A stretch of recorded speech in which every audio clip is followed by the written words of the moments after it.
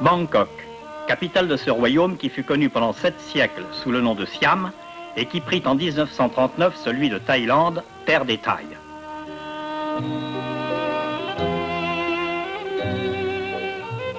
À Bangkok, une école de langue thaï, où se côtoient philologues, hommes d'affaires, diplomates de nationalités diverses, missionnaires aussi de confessions diverses. Parmi eux, 4 jeunes missionnaires catholiques français, évoluant déjà avec aisance au milieu de la foule thaïlandaise.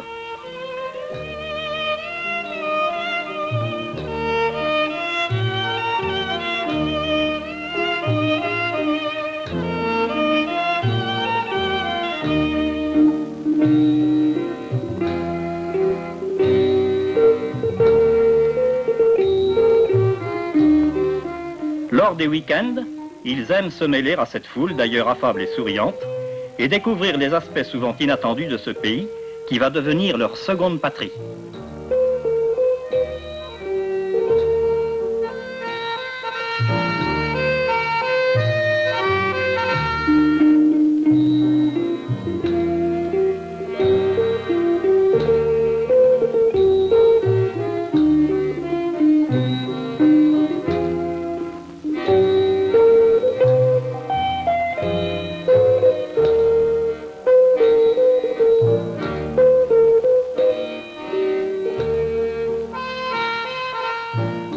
Ils découvrent aussi avec une certaine perplexité ce bouddhisme omniprésent, qui pourrait être tout-puissant, mais qui est libéral, auquel ils pensent avoir quelque chose à dire, mais dont ils se rendent compte qu'ils ont aussi à apprendre, surtout s'ils veulent s'enraciner authentiquement dans la terre des Thaïs. Ces belles pagodes où les missionnaires sont reçus avec amitié, ce bouddhisme qui semble avoir donné pour une bonne part à ce pays cet aspect bienveillant, qui au-delà des hommes s'étend à tous les êtres vivants. Certaines pagodes ont même leur spécialité.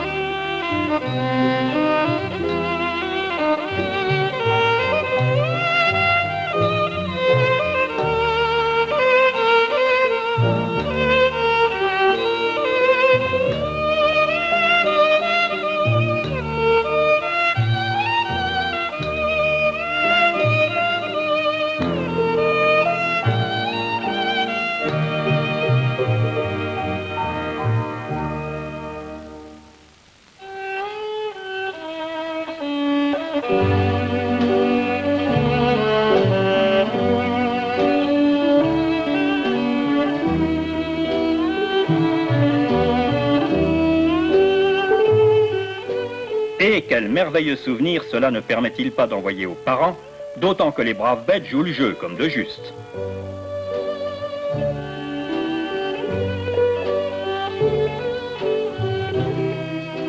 Mais encore d'autres qui ont habituellement moins bonne réputation et qui semblent se mettre au diapason de la bienveillance ambiante.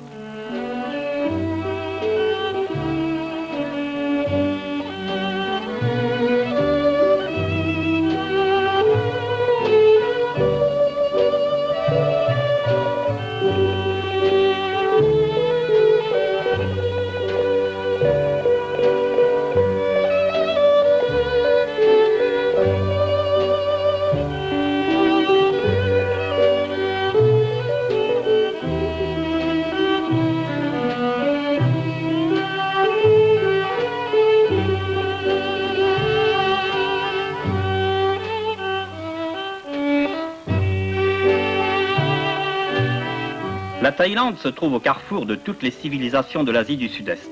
Sa superficie est presque égale à celle de la France. À l'ouest, elle est séparée de la Birmanie par de longues chaînes de montagnes qui culminent entre 1000 et 2500 mètres. À l'est, c'est le Mékong, encore dans son cours moyen et parfois coupé de rapides, qui forme sa frontière avec le Laos.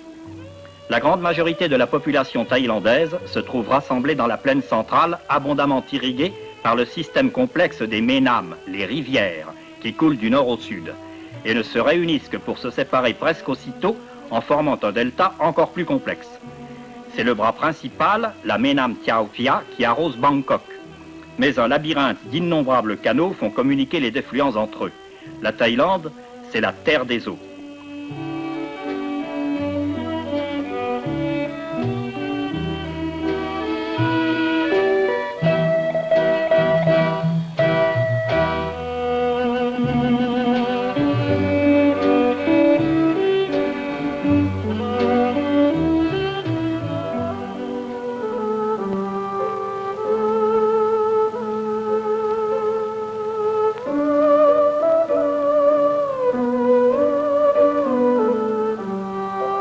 Cette plaine centrale, gorgée d'eau, est évidemment le grenier à riz du pays.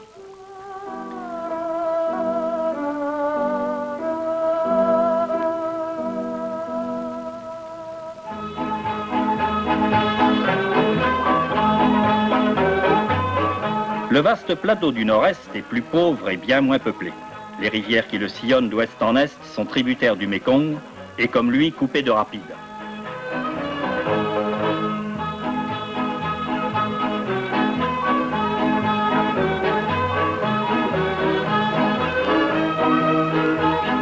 La terre est plus perméable, les pluies moins abondantes et les rizières moins belles que dans la plaine centrale, qui, elle, est abondamment arrosée, parfois même un peu trop généreusement.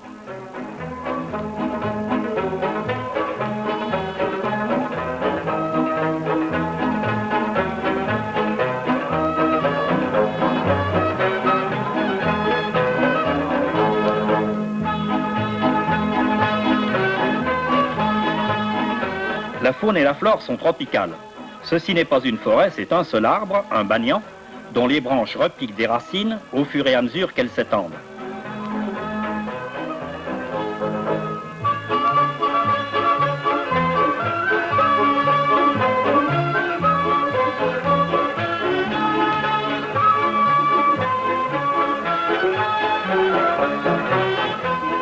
Dans l'Antiquité, le pays était habité par les Mon, peuple d'origine birmane. Mais plus tard, il fut absorbé par le puissant royaume khmer d'Angkor.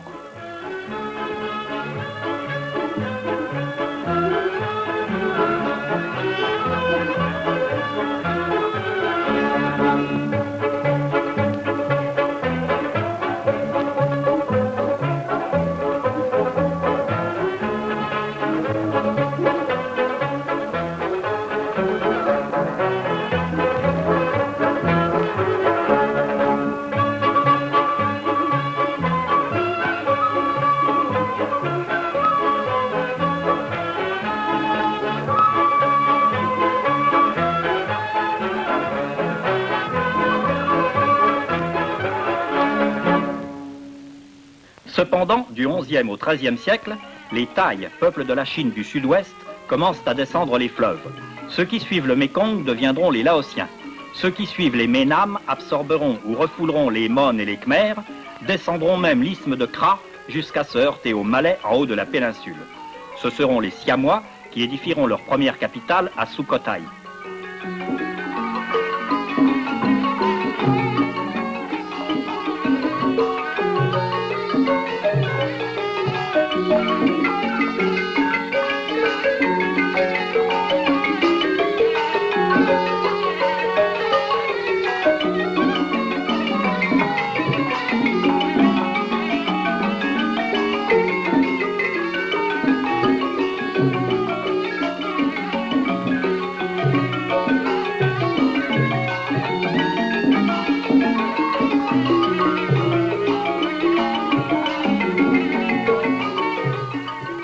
Mais dans la foule de Bangkok, on ne voit pas seulement des types thaïs.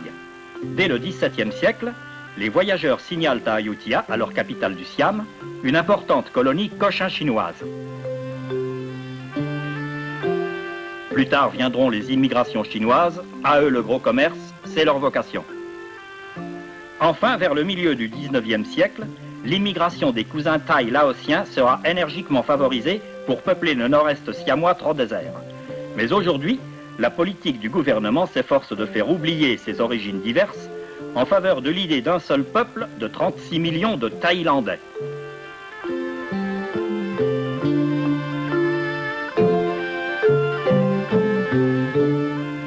Ce Cependant, de par sa situation géographique qui l'isole au sud de l'isthme de Kra, une ethnie se montrera plus réfractaire au brassage, les Malais thaïlandais.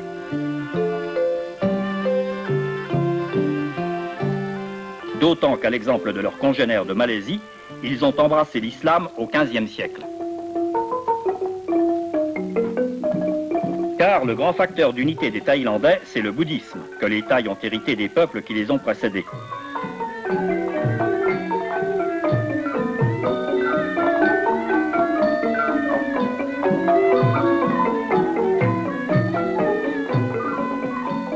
On aborde le village par terre ou par eau, c'est toujours la pagode qui le domine et qui en est l'honneur et la beauté. C'est par la pagode que s'est affirmé ce style thaï original, pointu, doré, somptueux.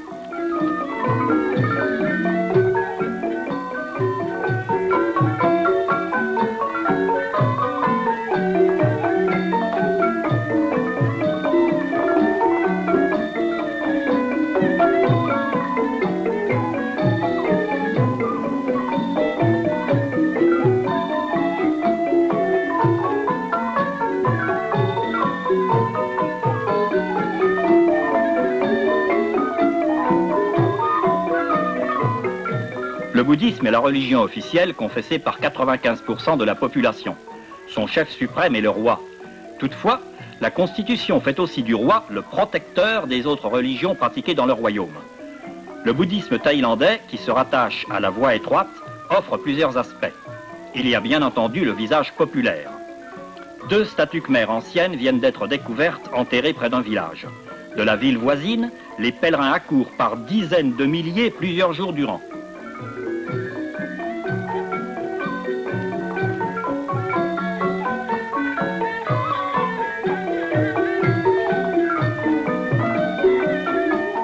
On se presse autour des statues qu'on s'efforce de toucher. Après quoi, un bond s'asperge les pèlerins d'eau lustrale.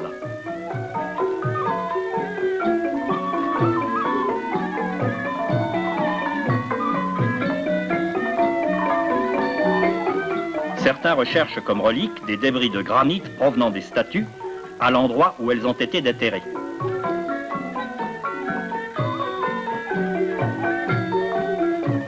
Tandis que les autres se contentent de photos souvenirs que le photographe du cru débite par milliers. Le pèlerinage le plus fameux de Thaïlande est celui de l'empreinte du pied du Bouddha, et le temple qui l'abrite est un des chefs-d'œuvre de l'architecture thaïlandaise.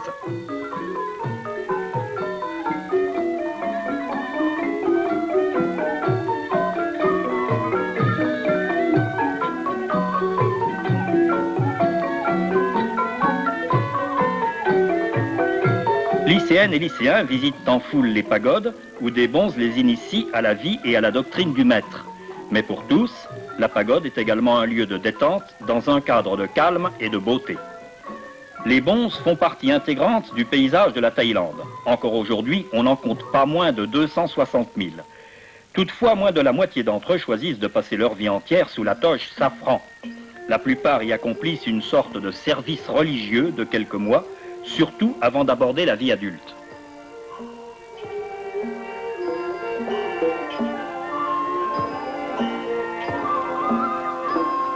Et c'est là que tout jeune homme thaïlandais méditera en présence du Bouddha, dont l'expression sereine mais toujours imperceptiblement souriante du visage, dont chaque geste des mains symbolise un enseignement, pitié, bienveillance, harmonie et élévation, au milieu d'un monde qui sans cela ne serait qu'une jungle impitoyable et sans espoir.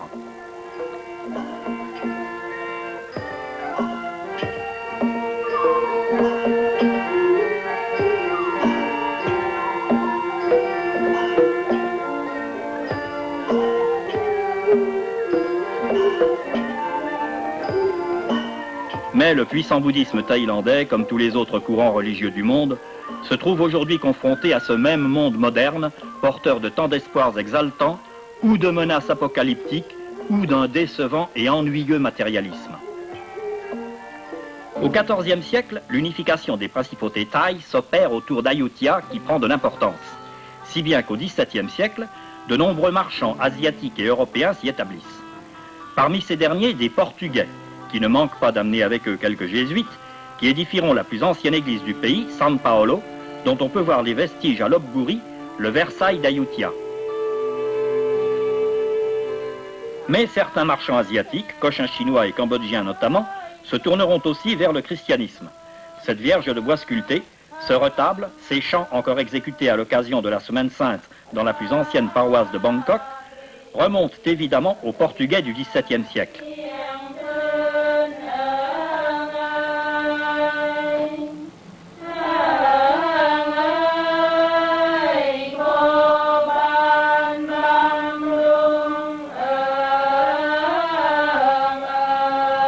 Le Siam est alors gouverné par Pranarai, le type même du despote éclairé, intelligent et ouvert. Il accueille avec faveur les deux premiers évêques missionnaires, Palu et Lambert de la Motte, qui se présentent en évangélisateurs. Mais comme ils sont français, et que la réputation du roi Soleil s'étend jusqu'en Asie, Pranarai s'adresse à eux pour organiser un échange d'ambassades, à Versailles d'abord.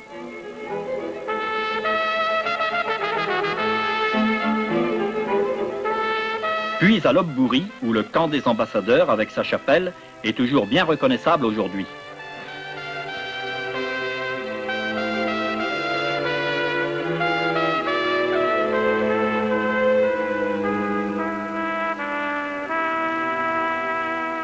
Le christianisme va alors se développer très lentement et non sans quelques drames après la mort de Pranarai. Il n'intéressera guère que des Siamois marginaux d'origine cochin chinoise, cambodgienne, chinoise.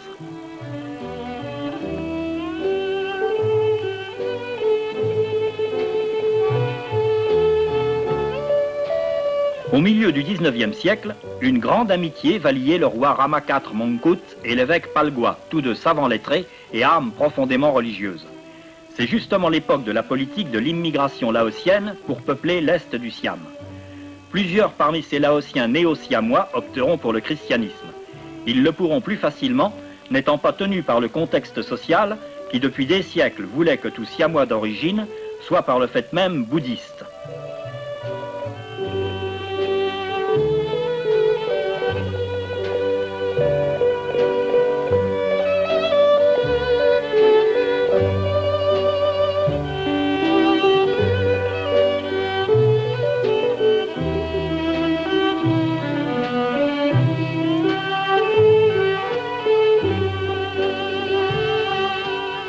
Au début du XXe siècle, l'Église se donne une face plus imposante en entreprenant la construction de la cathédrale de Bangkok. Et au même moment, par une véritable prémonition dans ce pays destiné à devenir un des plus scolarisés qui soit, fut construit le collège de l'Assomption qui demeura pendant plusieurs décennies le plus coté de la capitale. Devant ce succès, les écoles chrétiennes ouvertes à tous, bien entendu, ne cesseront de se multiplier dans tout le pays. De cette initiative, le Siam resta reconnaissant au christianisme.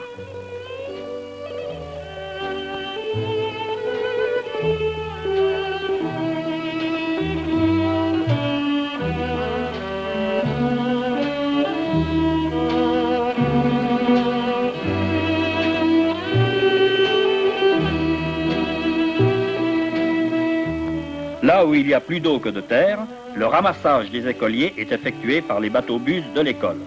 Ou alors, chacun se rend à son travail par ses propres moyens.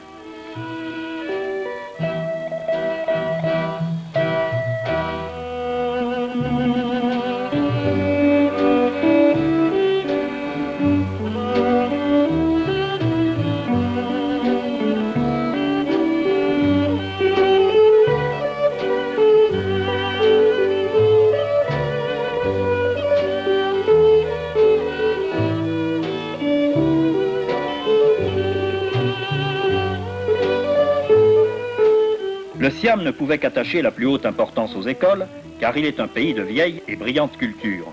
Culture qui fut d'abord, comme cela se produit généralement, le privilège des princes.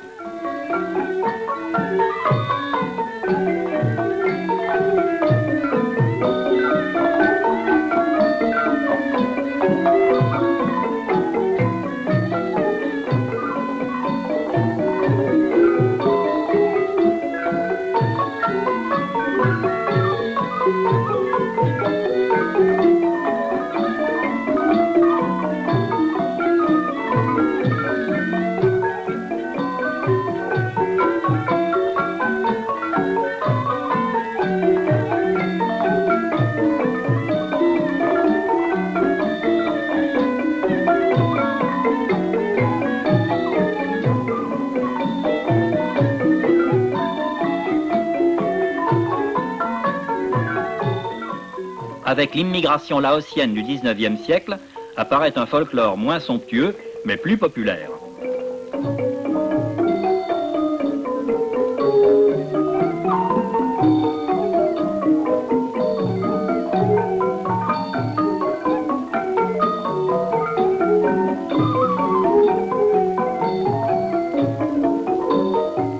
Parmi les jeux traditionnels, un des plus anciens est la lutte au sabre. 2 sabres par lutteur, du moins pour commencer.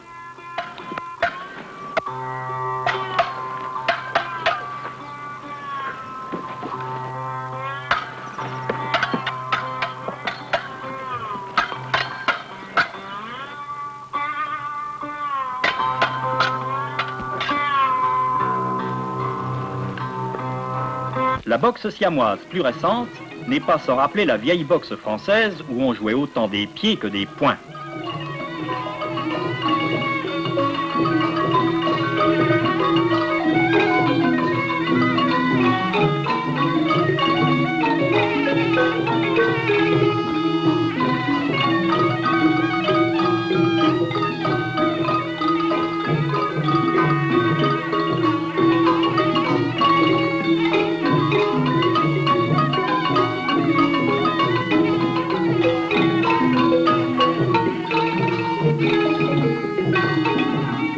Quant au plus populaire des jeux siamois, la pelote taille, qui se joue avec une balle d'osier, elle semble aussi ancienne que le Siam lui-même.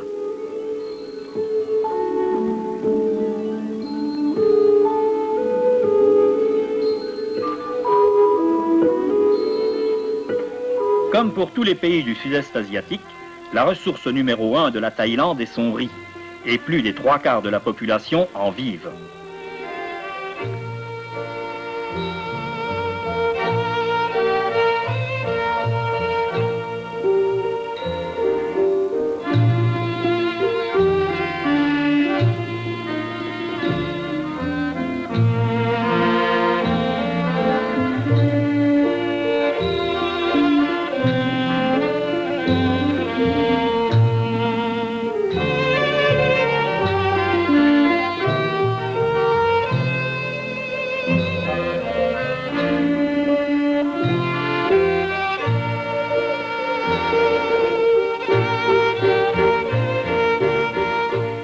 On utilisait le tracteur de toujours pour battre le riz, pourquoi ne pas utiliser dans le même but le tracteur d'aujourd'hui?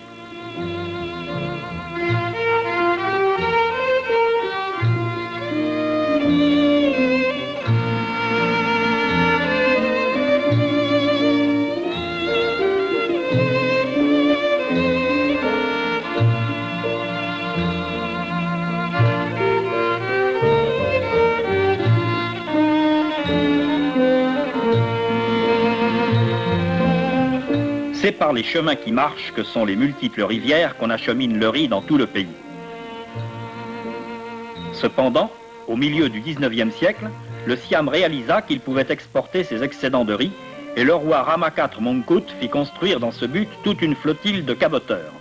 Par la suite, évidemment, l'exportation du riz prit de plus en plus d'importance avec l'ouverture du port de Bangkok aux cargos de haute mer.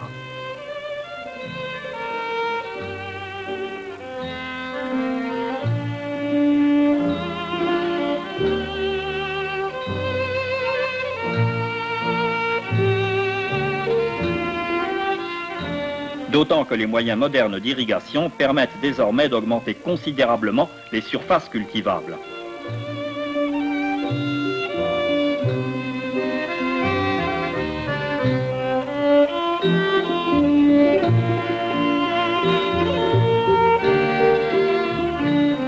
Seconde ressource, les fruits, qui grâce aux centaines de canaux aboutiront dans tous les marchés du pays.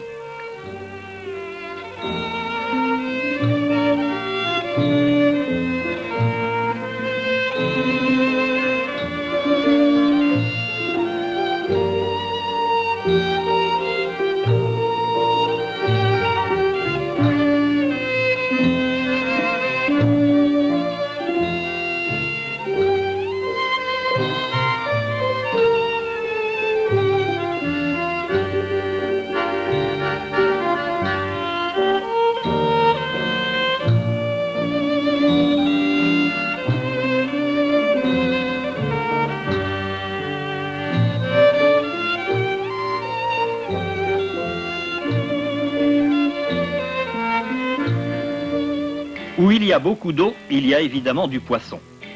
Les Thaïlandais sont aussi grands consommateurs de cochons et de canards, puisqu'on nourrit ceux-ci avec les déjections de ceux-là. La forêt constitue également une importante ressource, et pour manœuvrer les lourdes billes, les Siamois ont fait alliance depuis l'Antiquité avec leurs éléphants, presque tous domestiqués.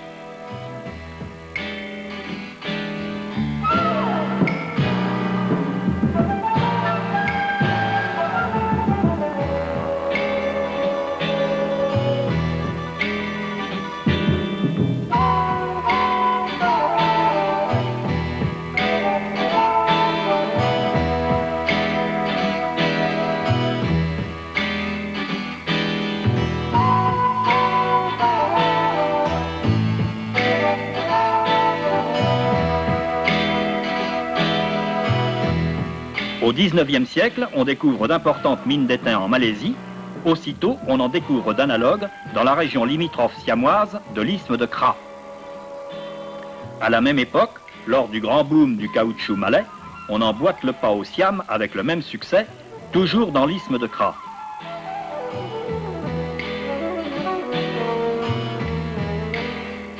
Il y a des fermes de crocodiles qui élèvent jusqu'à plusieurs milliers de pensionnaires.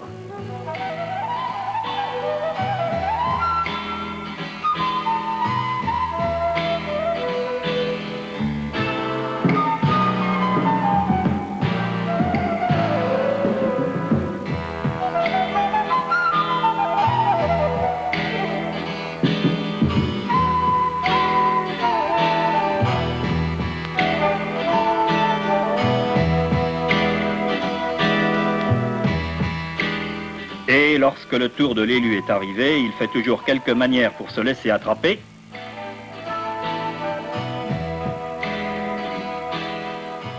Car ainsi finit invariablement un crocodile de ferme.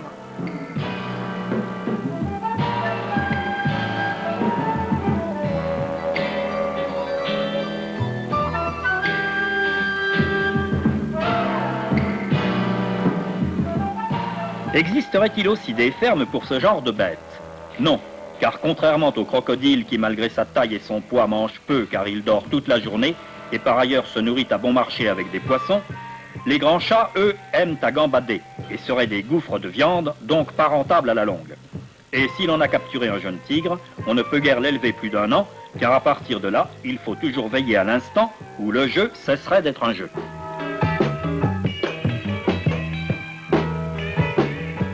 Enfin, en fait de ressources, il y a l'artisanat qui va habituellement chercher son inspiration dans les charmants paysages que découvre chaque détour des rivières et des canaux.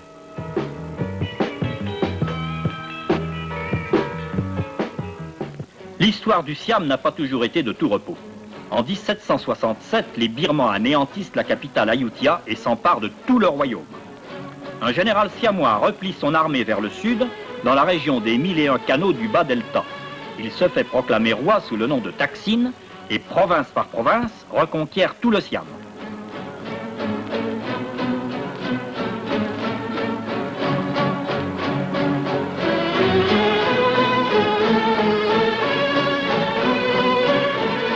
Le long des canaux, la nouvelle capitale Bangkok prend peu à peu figure durant le XIXe siècle.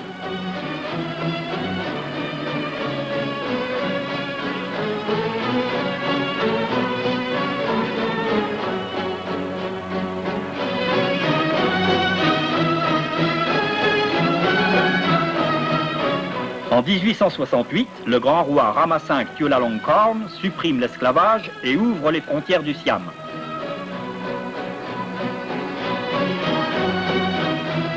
Pris entre les Indes anglaises et l'Indochine française, il joue des rivalités. Et seul pays du sud-est asiatique fait l'économie d'une colonisation tout en faisant appel aux techniciens d'Europe et d'Amérique pour sa modernisation. Il aura ses premiers chemins de fer dès 1892 et ses premières fabriques dès le début du nouveau siècle. La première grande université est construite à Bangkok en 1916, le Siam prend parti pour les Alliés au bon moment en 1917, Bangkok dépasse bientôt le 1 million d'habitants, de grands ponts Eiffel construits par des compagnies étrangères, françaises notamment, franchissent la Menam Tiao Pia.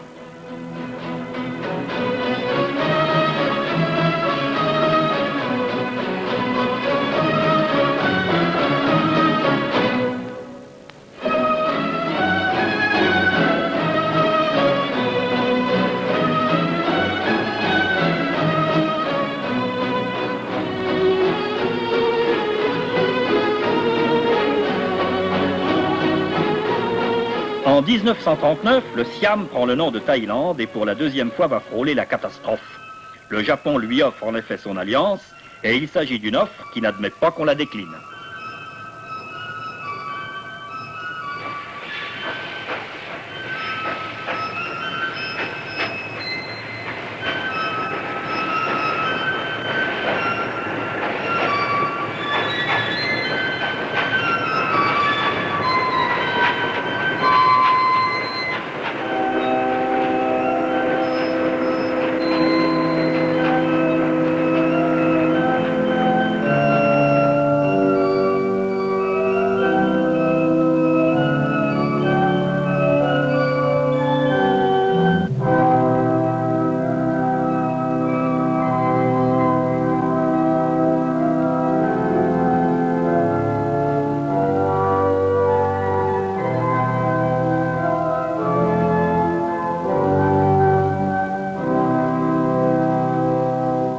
En 1946, les Britanniques sont bien décidés à faire payer l'addition.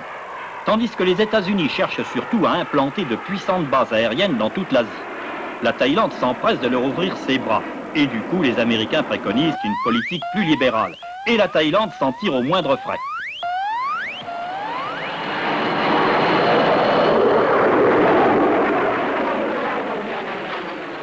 Et non seulement au moindre frais, mais c'est bientôt le nouveau grand bond en avant.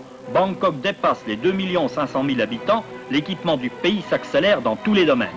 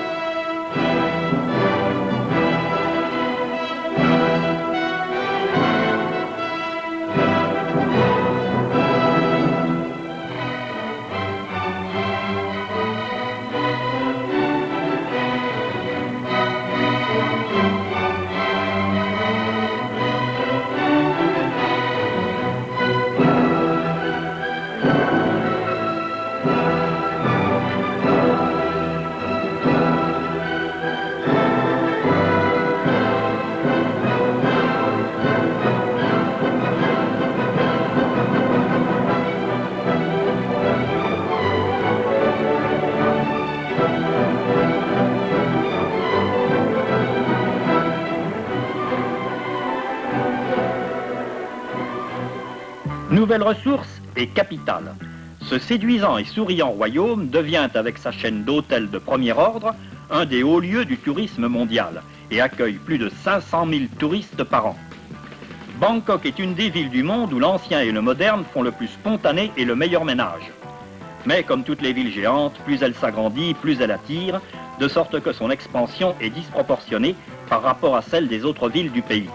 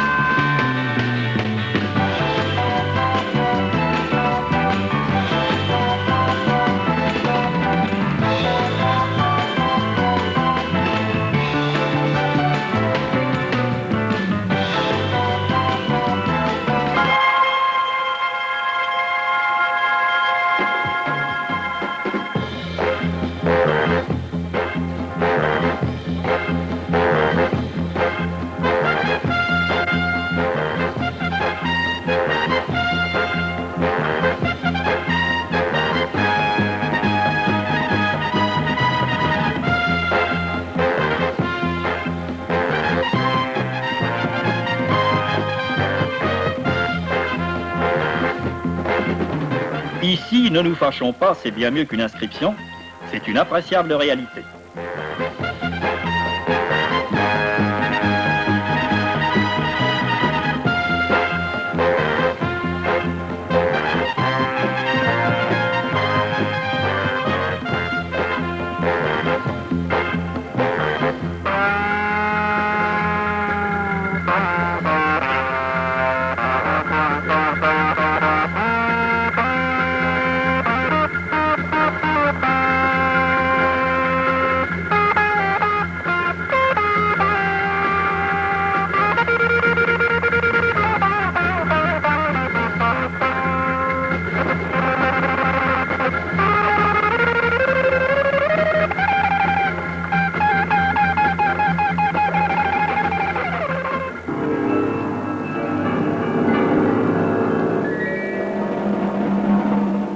Mi-sorcier, mi-prestidigitateur, généralement de race malaise.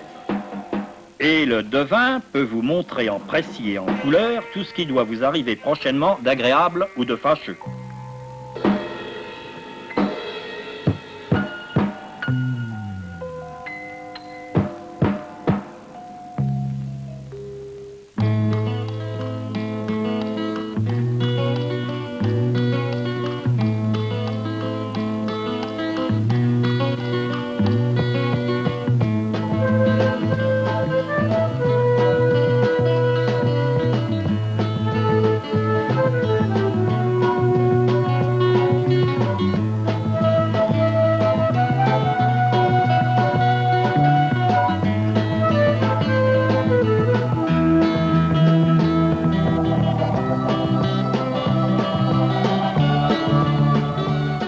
Quant à ceux-là, ils ont plus d'imagination à eux seuls que tous les autres réunis.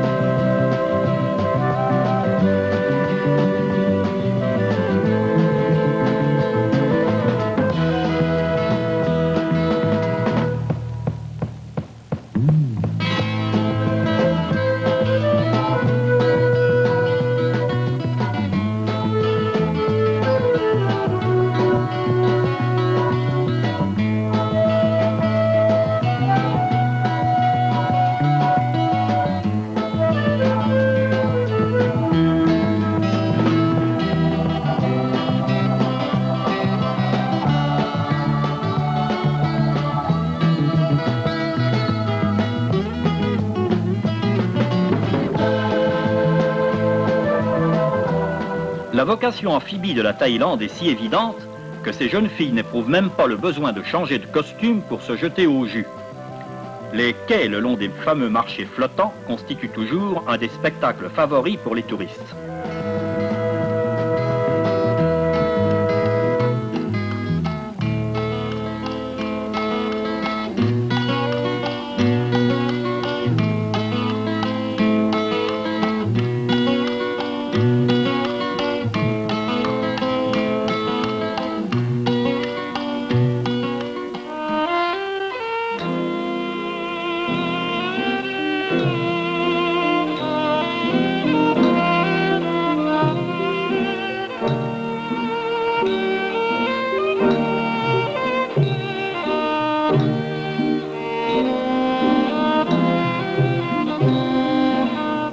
De même, les bateaux moteurs peuvent promener leurs touristes à travers le labyrinthe des canaux, des kilomètres et des heures durant.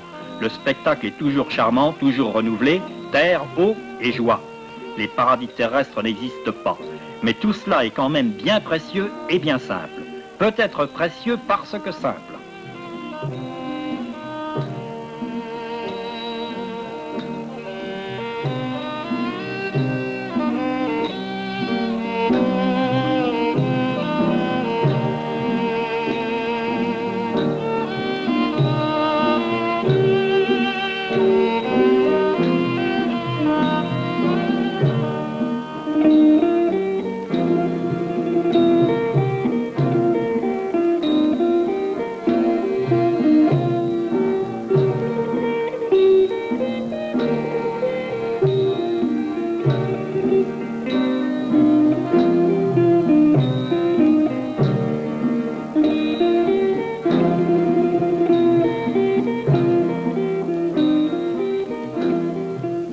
Et c'est sur l'eau que nous retrouvons nos amis missionnaires allant visiter les chrétiens. Numériquement parlant, la chrétienté thaïlandaise est négligeable. 250 000 chrétiens, dont les 3/5 catholiques. Marginaux de par leur origine étrangère, les chrétiens le demeurent encore aujourd'hui en raison de leur petit nombre.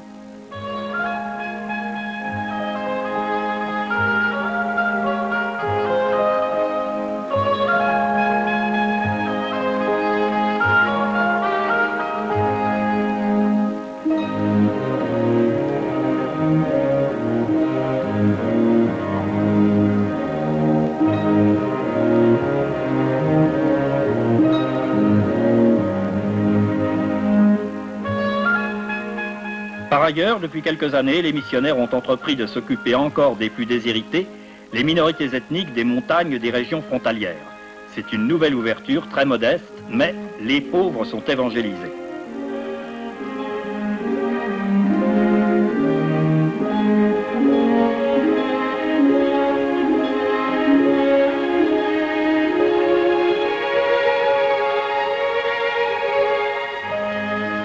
Évidemment, avoir les écoles chrétiennes toujours si remplies, on pourrait se faire illusion.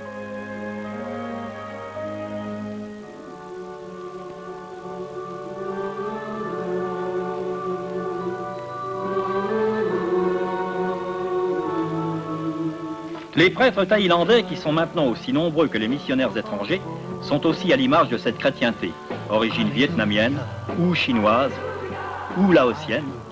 Comment peut-on être chrétien thaïlandais ? Et doit-on construire une église en forme de pagode, ou comme le roi Rama V, une pagode en forme d'église? Ni l'une ni l'autre de ces formules ne sont heureuses. Non, c'est vers l'avenir que doivent regarder tous ceux qui conservent dans le cœur la préoccupation religieuse, trésor essentiel de l'homme. À l'exemple des nouvelles cathédrales, œuvre de jeunes architectes thaïlandais. Anakhon Sawan, dont le fait évoque 2 mains jointes sur une croix. Aubon Ratchathani, image d'un lotus épanoui.